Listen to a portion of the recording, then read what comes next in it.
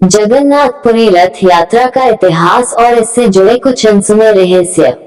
उड़ीसा के पुरी में स्थित जगन्नाथ जी का मंदिर समस्त दुनिया में प्रसिद्ध है। यह मंदिर हिंदुओं के चारों धाम के तीर्थ में से एक है। कहा जाता है कि मरने से पहले हर हिंदू को चारों धाम की यात्रा करनी चाहिए, इससे उन्हें मोक्ष की प्राप्ति होती है। जगन्नाथपुरी में भगवान श्री विष्णु के अवतार भगवान श्री कृष्ण का मंदिर है, जो बहुत विशाल और कई हजारों साल पुराना है। इस मंदिर में लाखों भक्त हर साल दर्शन के लिए आते हैं। इस मंदिर का एक मुख्य आकर्षण जगन्नाथपुरी की रथ यात्रा भी है, और यह रथ यात्रा किसी त्योहार से कम नहीं होती। पुरी के अलावा देश व विदेश के कई हिस्सों में भी रथ यात्रा निकाली जाती है। आज के इस लेख में हम आपको जगन्नाथपुरी रथ यात्रा का इतिहास और इससे जुड़े कुछ अनसुने रहस्यों को बताएंगे। जगन्नाथपुरी रथ यात्रा कब निकाली जाती है? जगन्नाथपुरी रथ यात्रा हर साल आषाढ़ माह के शुक्ल पक्ष की द्वितीय तिथि को निकली जाती है। इस साल यानी साल रथ यात्रा का महोत्सव 10 दिन का होता है, जो शुक्ल पक्ष की 11 के दिन समाप्त होता है। इस दौरान पुरी में लाखों की संख्या में लोग पहुंचते हैं और इस महा आयोजन का हिस्सा बनते हैं। इस दिन भगवान श्री कृष्ण, उनके भाई बलराम व उनकी बहन सुभद्रा को रथों में बैठाकर गुंडिचा मंदिर ले जाया जाता है। तीनों रथों को भव्य रूप से सजाया जाता है, जिसकी तैयारी महीने की पहले से ही शुरू हो जाती है। जगन्नाथपुरी रथ यात्रा की कहानी। वैसे तो जगन्नाथपुरी रथ यात्रा से जुड़ी कई कथाएं प्रचलित है, जिसके कारण इस महोत्सव का आयोजन होता है।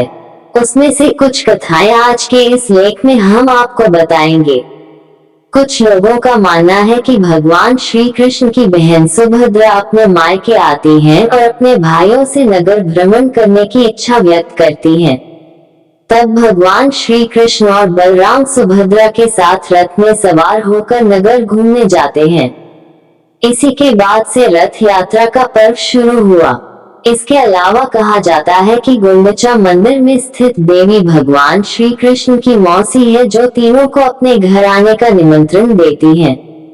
भगवान श्री कृष्ण और बलराम सुभद्रा के साथ अपनी मौसी के घर 10 दिन के लिए रहने जाते हैं। दूसरी कथा है ये कि भगवान श्री कृष्ण के मामा कंस उन्हें मथुरा बुलाते हैं। इसके लिए कंस गोकुल में सारथी के साथ रथ भिजवाता है। भगवान श्री कृष्ण अपने भाई बहन के साथ रथ में सवार होकर मथुरा जाते हैं, जिसके बाद से रथ यात्रा पर्व की शुरुआत हुई। और कुछ लोगों का मानना है कि इस दिन भगवान श्री कृष्ण कंस का वध करके अपने बड़े भाई बलराम के साथ अपनी प्रजा को दर्शन देने के लिए मथुरा में रथ यात्रा करते हैं।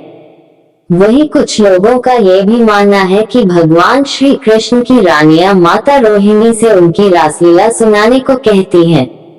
माता रोहिणी को लगता है कि कृष्ण की गोपियों के साथ रासलीला के बारे में सुभद्रा को नहीं सुनना चाहिए, इसलिए वो उन्हें कृष्ण और बलराम के साथ रथ यात्रा के लिए भेज देती हैं।